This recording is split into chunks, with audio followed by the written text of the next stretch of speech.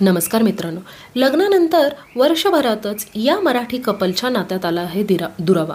आणि आता नेमकं कारण काय आहे ते सगळं आपण जाणून घेऊया. मराठी मनोरंजन विश्वातील लोकप्रिय कपल अभिनेत्री योगिता चव्हाण आणि सौरभ चौगुले यांच्या लग्नाच्या एका वर्षातच दुरावा आली आहे. दोघांनीही सोशल मीडियावर एकमेकांना अनफॉलो केलं आहे. त्यामुळे त्यांच्यात काहीतरी बिनसलं आहे असं अफवा रंगल्या आहेत. 2 वर्षाआधीच त्यांचा जीव माझा गुंतला मालिकेमध्ये एकत्र काम केलं होतं. त्यानंतरनं ते दोघे एकमेकांच्या प्रेमात पडले आणि 3 मार्च 2024ला या दोघांचं लग्न झालं. मात्र लग्नानंतर केवळ वर्षभरातच त्यांच्या नात्यामध्ये अंतर आल्याचे संकेत सोशल मीडियावर दिसू लागले आहेत.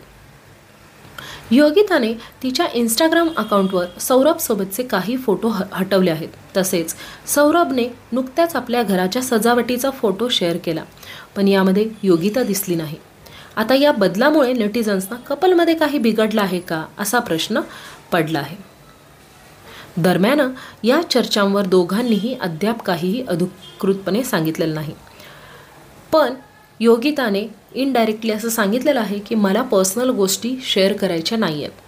तर मित्रांनो, प्लीज माझ्या चॅनलला सबस्क्राईब करा.